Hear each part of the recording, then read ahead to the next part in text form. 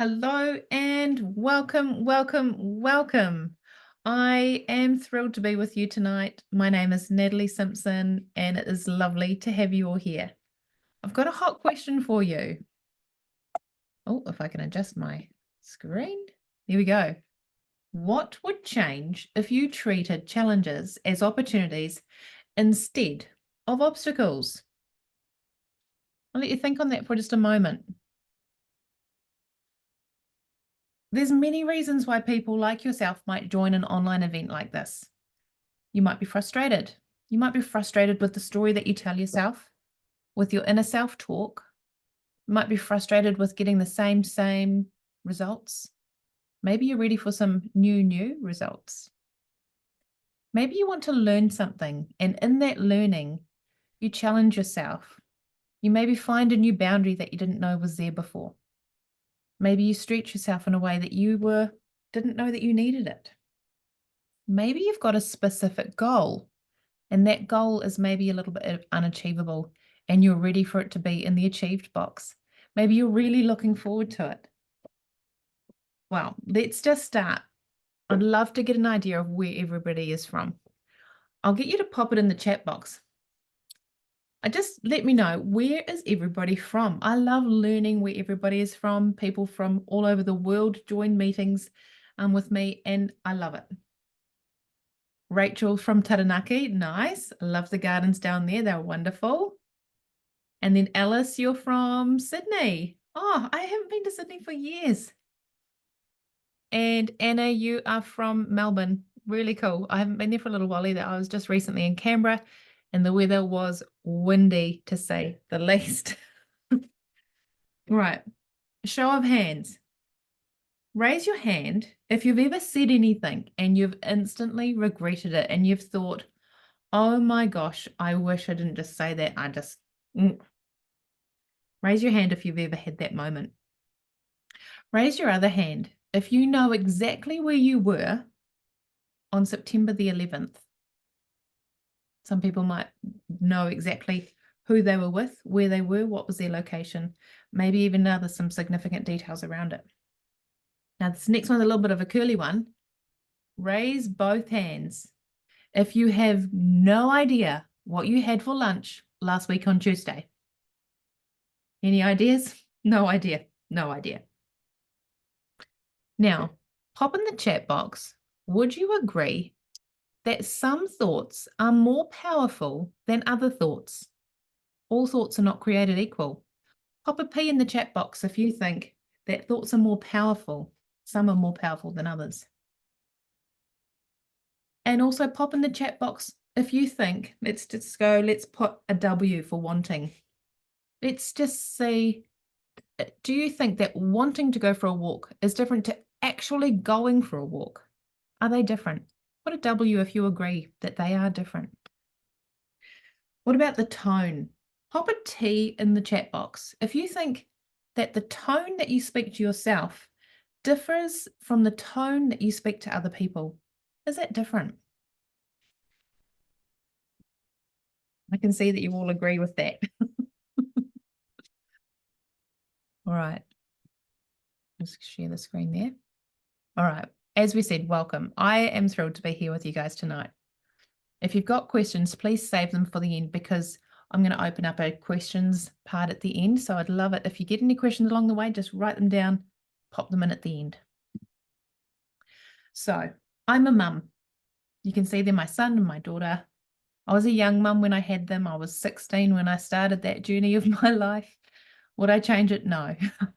Was it hard? Yes. I'm an adventurer. I love going on bike rides.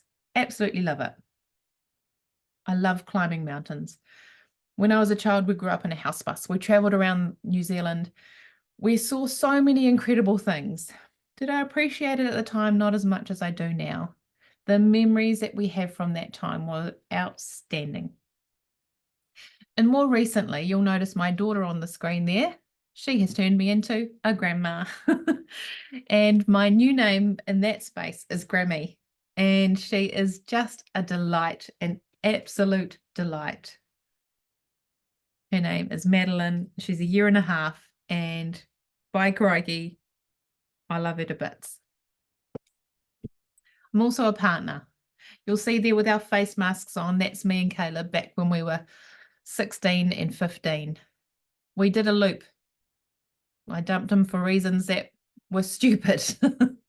And then now later in our lives, we've joined back together, and that photo was just of us a few months ago.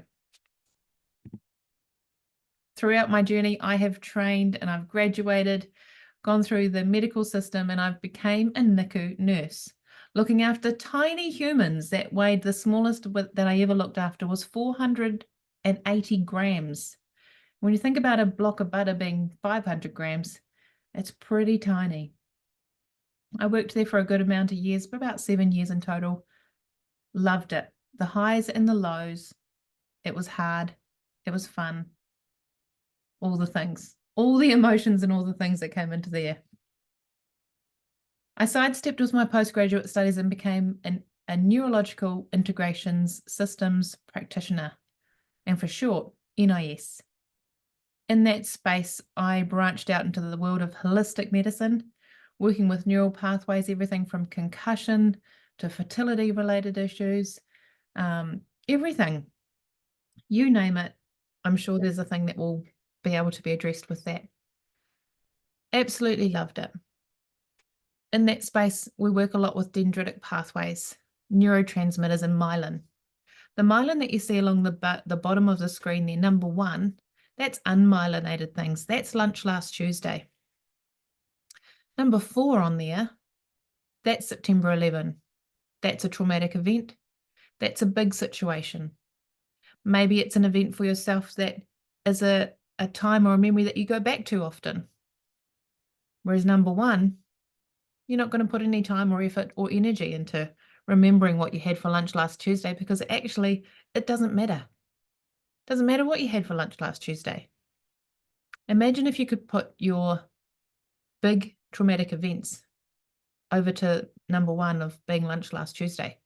Imagine how much your life would change if you could do that. All of this work has led me to become a mindset coach, where your heart and your thoughts combine and your clarity meets your confidence. In this space, I have worked with many people, overcoming obstacles and challenges like quitting smoking, quitting vaping. One of my clients, she wants to walk, the name escapes me what the name of the walk is, but it's overseas and it takes a good amount of days, about 10 days. And she is in training for it, and she is going to achieve it. She's already got her flights booked and a trip planned for next year. I've worked with people that have wanted to start businesses, going from the thoughts in their head and their thoughts on the paper to actually running it and thriving in that space because they're owning it. I've worked with many, many people, and I love it.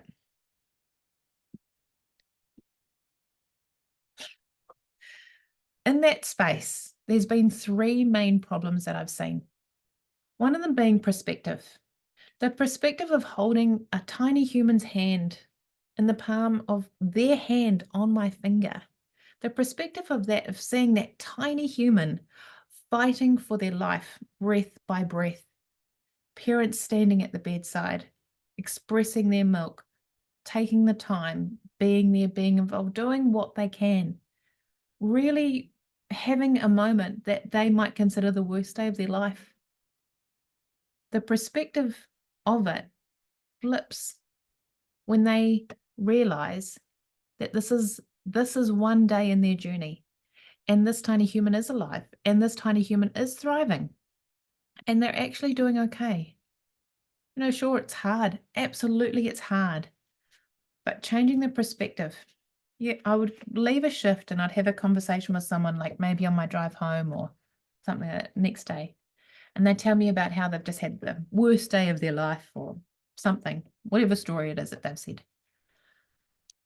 And when it comes to whatever the worst thing was, is they were stuck in traffic for 2 hours and they had the kids in the back yapping away, and the radio didn't work, and there's cars everywhere, honking horns. And that was the worst day of their life. And I would just think, wow, in my shift just previous, I was working with a tiny human that was literally fighting for their breath. Imagine if the parents standing at the bedside, imagine if they were like, man, I wish we could just be in the car with the kids arguing in the back, with the radio that didn't work. Perspective is everything. Balancing out things like that. And it's not a competition of who's got the worst story of or what or anything like that. But when you balance your perspective, a lot of things will change. The story that we tell ourselves, that's the second thing that I noticed was a big major thing. The story that we tell ourselves. If we tell ourselves that sitting in traffic and having the kids having a scrap in the back, if we tell ourselves that that's the worst day, then it will be the worst day. If we told a story of going, man, how amazing that my kids are in the back figuring out an argument. How amazing is it that I'm driving in a vehicle? How amazing is it that we're going to this destination? How fantastic that I even have this car and the money to put the fuel in to get to where we're going. Adjusting the story changes so much. And the third thing I noticed was confidence or lack thereof. If you're lacking in confidence, your achievement and your successes and your goals, they can seem so far away. Like they're not even achievable. They're so far, I just can't even imagine getting to them. Well, of course you can't. And then what happens when you don't achieve them? You're like, well, yeah, I wasn't too sure if I was anyway. Imagine if you were oozing in confidence and that your confidence was just so overwhelming that your goal was already yours when you thought about it. Imagine that. It leads me to a thing of how would this help people? If you could solve all your things, if you could wave a magic wand and I don't know, have these all fixed for you, what would that do for you? It would give you a healthy perspective of perspective. That was a mouthful.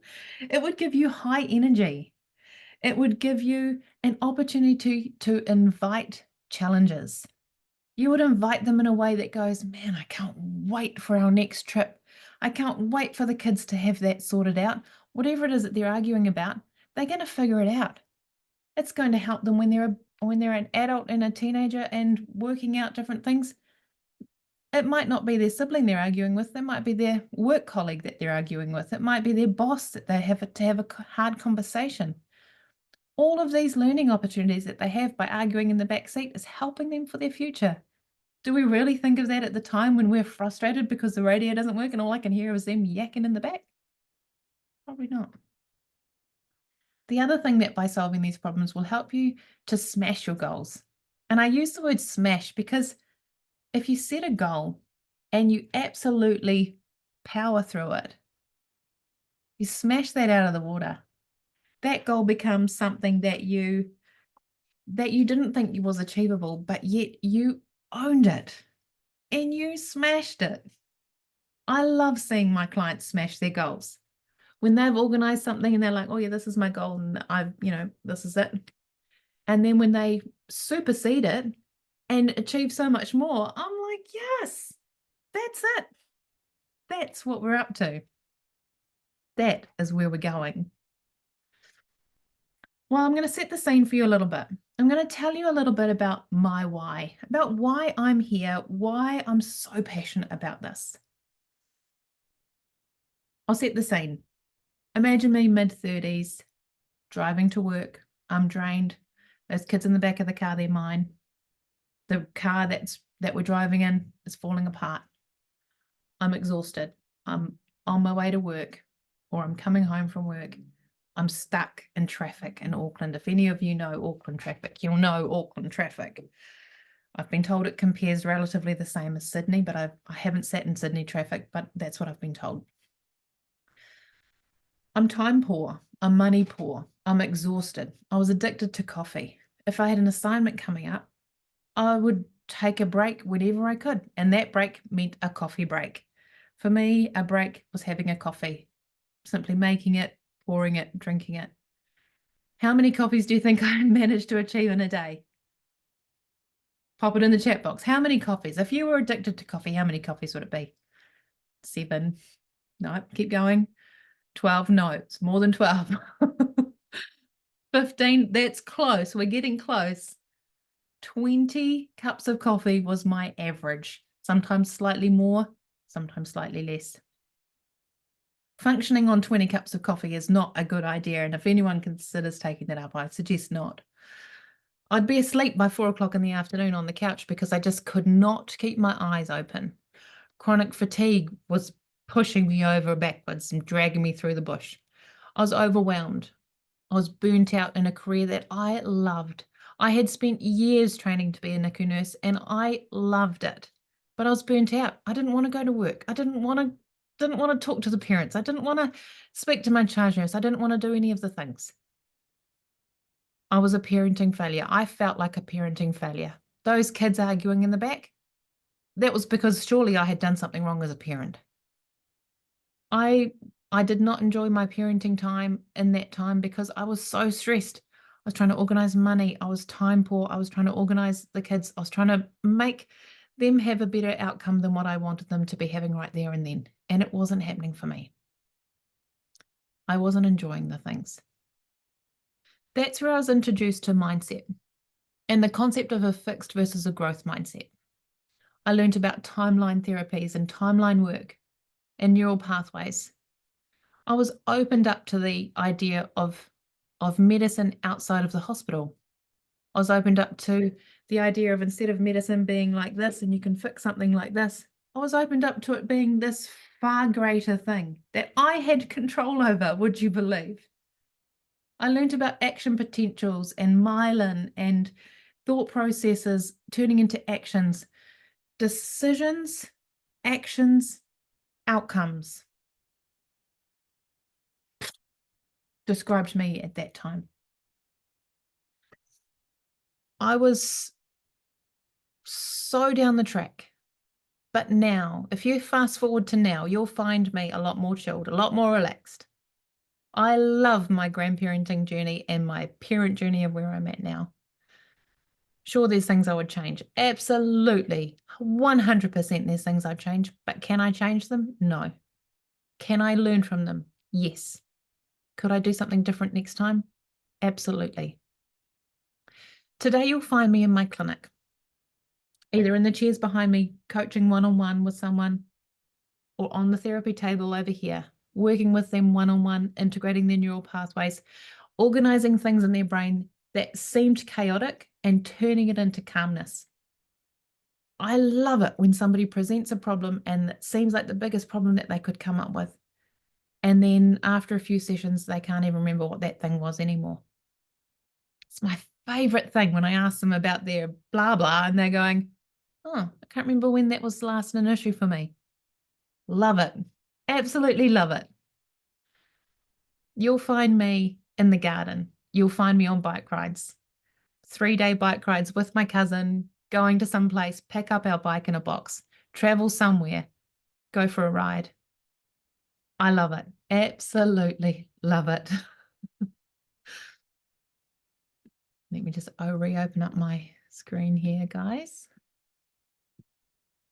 Oh, this was, I tried to find a photo of how I would describe me when I was at that time in my early 30s where I was drained and everything like that. How much time did I have? Nothing. How much money did I have? What was my bank account doing? Zilch. How much did I love being a parent at that time? Not really at all. How much energy did I have? None. Do you know I couldn't find a photo to sum up that? Except this one. All right. I'm going to share with something you about how your words matter. Your words are so powerful. Several years ago, I did an experiment with my children. We took these 2 equal jars. I sterilized them as best I could. And now I'm a nurse and I love keeping things clean and sterile and organized. I was in my nurse hat zone for sure with these. They were sterilized. We cooked rice in the same jar, in the same pot, and then measured it out so it was equal into each jar. Then we literally flipped a coin to work out which one was going to be the ugly jar and which one was going to be the beautiful jar. We wrote the words on each jar, things like ugly and you can't, pathetic, annoying, you're not good enough, you're weak and you're dumb. And then on the other jar, we wrote words like peaceful, success, courageous, bold, strong, and happy and beautiful. What we did is we put it on the shelf. The shelf was in the middle of the kitchen. That was what my kitchen shelf looked like at the time. And the only thing different about it was that it had the chopping board in between. And I put that there so that the two jars couldn't see each other. Whether they could or not, I have no idea. But what we did is we picked up each jar and we talked to it. And we said, so I picked up the jar and I said, "You're so ugly. You're useless. You can't do it. What were you thinking? Why did you think you could achieve that? Of course you can't." Put it back on the shelf. And then pick up the other one. "You're so beautiful. You can achieve those things. Like, you're amazing. You're wonderful. You're so courageous." Put it back up on the shelf. Talking to those jars was so hard for me because that ugly jar looked exactly the same as the beautiful jar when we started. They were identical. Then, add a couple of days in, we got to about day 7 and I couldn't talk to them anymore. I was turning into a horrible person by saying that. I just couldn't get my head around it. And so it was about day 9, we noticed some changes. Day 9, we noticed these changes in the ugly jar, right at the back, in the depths of it, is where we noticed some small changes. The mold started to grow. For me, that gave a reflection of like your inner core, the part that you can't see. I had to turn it around on the shelf to be able to see it because it wasn't at the front. It wasn't the face of the jar, it was the back of the jar. That was day 8. 14 days later, look at that clean, happy, courageous, bold, strong jar. It's still white rice. And the not good enough, weak and dumb jar, the ugly jar as we called it, look at that mold. It was starting to get covered in mold. Day 18, it changed a lot. The words that we had spoken to it, and at this point in time, we hadn't spoken to it in probably about 10 days because it was about a week when I stopped talking to it, or when the kids were talking to it as well. Also, the weight changed. So the weight for the white rice jar, the beautiful jar, that was their starting weight. And the ugly jar actually lost its weight. It lost 5 grams, even though it had all that mold in it. Day 30, the jar was covered, absolutely covered in mold. What did we learn from that? We learned that your words matter. They matter far more than what you might think they do. Far more than what you might imagine. Imagine the words that you say to yourself, your inner being. Imagine the words that you say to yourself when you're angry about something, or when you're frustrated with something, or when you're just downright frustrated. Imagine the words that you say to yourself when you really want to get going and you really want to do the thing, whatever the thing is. Do you say words like, "I can't do that"? Do you say words like, "I should do that"?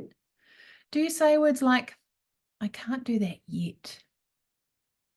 Or do you say words like, "Maybe I could do that"? Maybe I could.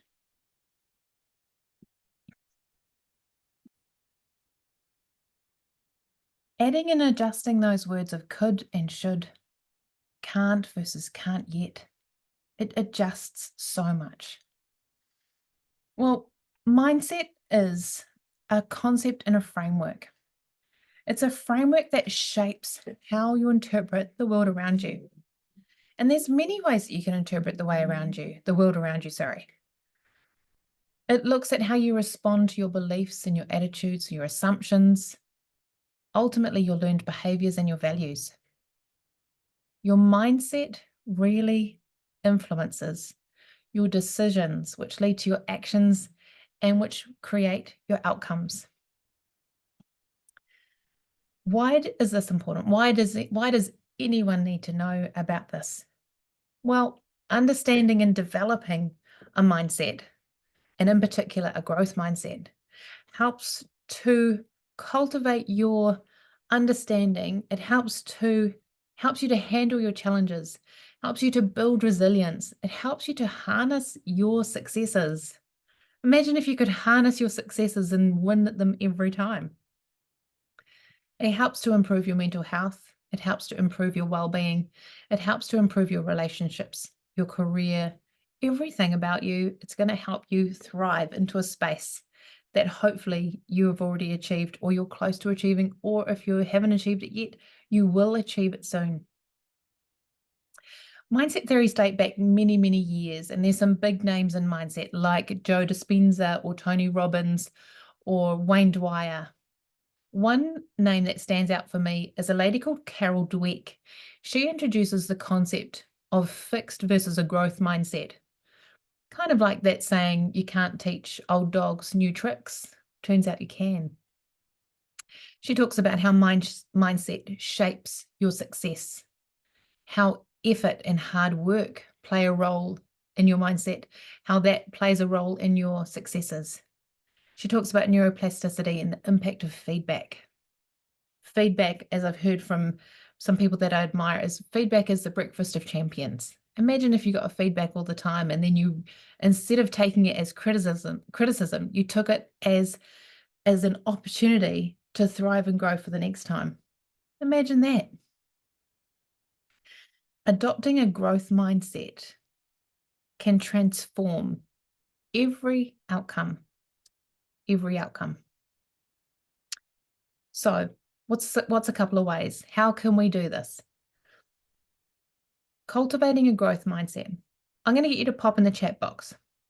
If you could practice some self-talk, what's a couple of things that you could say to yourself that might strengthen your self-talk? What do we got here? I can do the hard things. Yes, you can do the hard things. Yep. I could go for a walk. Yep. You absolutely could go for a walk. What about if you reframed your words? And you said it beautifully there, Sarah, about could. And that's what I'm going into next. You could, and you could do XYZ. You should do XYZ. When you reframe just one word, it shifts and adjusts your neural pathways to open up new possibilities. For example, I can't go for a walk.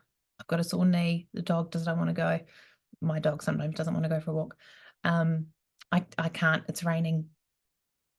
What if you said, I can't yet? I can't go yet. I could go later. When you adjust a word, one simple word, it opens up the pathway of new possibilities. Instead of your brain going, I can't do the thing, whatever the thing is, I don't know, a hard thing. I can't do it yet. Allows your brain to think, well, maybe I could do it. Maybe if I can't do it today, maybe I could try it tomorrow. Instead of shutting it down and going, nah, we'll never achieve it. It's too hard for us. We can't do it. Journaling, progress, measuring your progress, reflecting on your progress. Creating and cultivating a habit of gratitude leads to more gratitude. When you find one thing that you're grateful for, your brain's going to start searching for the other things as well. If you told your brain, I'm going to look for 5 things that I'm grateful for right now, if you were in a really sticky situation and you were frustrated and angry and little discombobulated, if you just paused and thought, I'm going to find 5 things that I'm grateful for, number them off. Once you're finished doing that, your brain's going to keep thinking and goes, oh, I could have said this and I could have said that. And it starts seeking and searching and finding those areas of gratitude. How amazing. Imagine what your life would be like if you did those simple things. Imagine what your work life would be like. What would your relationships be like? What would your relationships with your children be like? What would you achieve if you believed that you could? Pop in the chat box some things. What could you achieve if you, in your mind, wholeheartedly knew 100% that you could achieve that? What would be a couple of things that you would achieve if you knew that there was no limits, You were definitely 100% going to achieve it. You would write your book, yes, and I would love to read it. And you would sing your song, you wanting to put out an album. You'd see your name on Spotify. Awesome. You would achieve your dream job. Nice. I love that. Imagine how different your life would be if you believed that you could. Imagine it. Let's summarize a few of these key points. So here's some action steps. Here's some action steps to think. So if you've got a notepad, jot these down. All right, action step number 1, positive self-talk. The story that we tell ourselves. Adjusting our words like could from should, or can't versus can't yet. And affirmations. I didn't talk much about affirmations, but if you were to write out an affirmation that said, like you, Sarah, I am an amazing story writer and my book is published. Imagine if you wrote that out before you'd even done it. Imagine if you wrote that out today and tomorrow you read that and you read out that affirmation that your book's published and it's amazing. Everyone's reading it. Do you think some things in your brain and in your pathways, do you think they might adjust because you're reading it and there's a part of your brain that's going, but we haven't written a book yet. What's the title going to be? What color am I going to make the front page? And what am I doing with what font am I going to, like your brain's going to start going, how are we going to put this book together? Because people are already buying it and loving it. Affirmations. Affirmations are huge. Action step number 2, embrace challenges. Reframe your failures into opportunities. Instead of seeing something as a hard situation and a failure, like me as my parenting and the kids having that argument in the back and everything like that, reframe it to being a success so that you can learn from it. Do those hard things and lean into those hard things. Seek them out. Push your boundaries. Have an attitude of let's find out. If you were encountered with a hard thing and you had that thought process of goes, you know what, let's find out. Let's find out if I can do this. All of these things will bring you to a point where you pivot your perspective. Action step number 3, reflect on your progress. Cultivating a habit of gratitude, like I mentioned before, really thrives you into that space of looking for more things to be grateful for and journaling. Journaling, journaling, journaling. Write it all down. Remember it. Reflect on it. Go back to it. All of these things leads me to the here and the now. So I run a program. I run an 8-week program. I run workshops and I love it. Absolutely love it. Getting people into a space where they believe that they can achieve their goal. They can do those hard things and they can achieve the thing, whatever the thing is. So that's why I do run these programs. And I see men and women thriving in this space. The 8-week programs or the workshops, they're really just designed to however it needs to work for you. I'd run them in person and online. So the online ones are great for people who are overseas. Maybe they've got situations that mean that they can't come into the clinic behind me. I run workshops and events like this one tonight. You can see the sun's gone down outside behind me. All of these things to strengthen and develop your mindset to be the best it can be for you.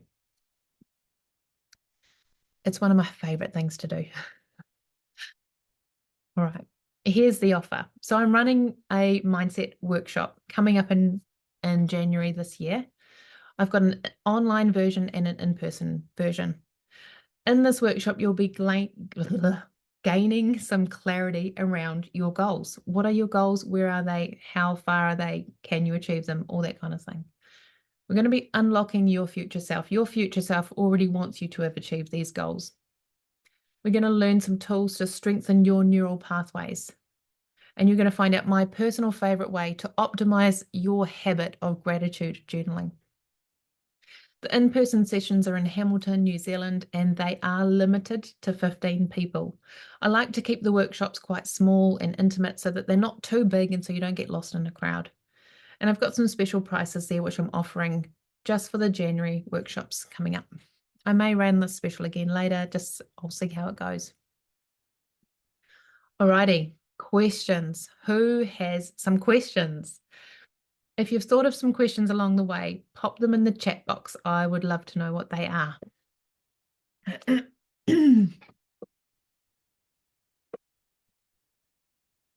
What kind of outcomes might I achieve in the workshops? Okay, so the outcomes that you might achieve in the workshops is that you will set a goal. You might find out, you might have maybe 20 goals, and we're going to break it down to work out which one are you going to be working on. Because if you've got all this stuff, which was brilliant and great, and I love that, but if we just bring it down to a bite-sized piece, knock it out of the park. If we set up a few things in your thought processing, then achieving the other goals, they're going to come a whole lot easier. And so by setting up the things that will organize with the tools that you're going to learn, you're going to be able to apply those tools to your other goals as well. Do I need to print the manual? So there is a manual, and I'll be giving you the manual either by email if you're an online one, or if you're in person, it will already be printed for you. The manual is going to be really helpful for you because later on you might want to reference back to what you learnt in this workshop. You'll be able to see those tools. You'll be able to see your handwritten notes on there because we're going to be really leaning into those manuals during the workshops. Can I bring my friend? You absolutely can bring your friend. If you've got a friend, a family member, a loved one, please invite them along. They're able to, I'm going to open it up and let them get the offer as well. With the in-person ones, though, there is limited to the 15 people because I don't like the group to be too big. I like it to be that size. So if it's within the 15 people and they've booked and paid, they can absolutely come. Fantastic. Later on, if you've got any questions there, please just send them through to me in an email. You've got my contact details. So just let me know. I would love to catch up with you if you've got any questions outside of the meeting today. Well, this wraps up our time that we've spent together. And until next time, if your mindset determines your success, what are you doing to strengthen it? I'll read that again. If your mindset determines your success, what are you doing to strengthen it? And I just want to give a really big heartfelt thank you to everyone who's joined on this Zoom call tonight. I really enjoyed spending my time with you today. And yeah, I look forward to seeing you in the future and having that attitude of finding out. Let's find out. If you're curious, let's find out. If you want to know more, let's find out.